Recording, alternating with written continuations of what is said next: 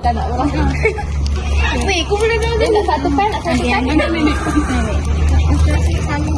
Ya, aku dah cakap. Ini. You kena tengok ni. Ni. Macam mana?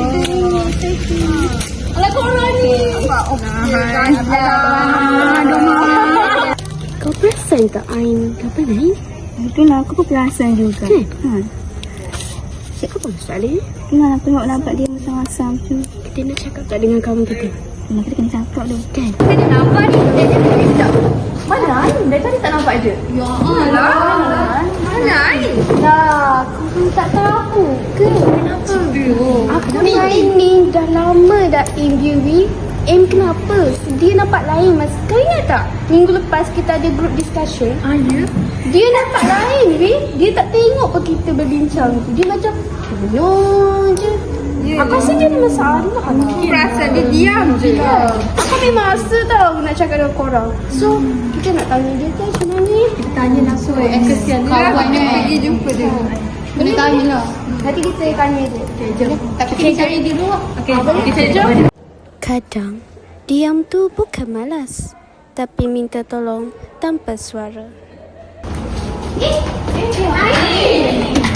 Nak, kita kat sini seorang. Boleh dah. Okey ke? Actually aku dah lama pendam.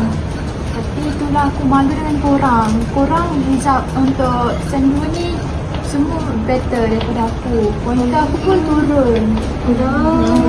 Kau ni macam tu. Okay, kita orang tak pernah pergi kantor bukan?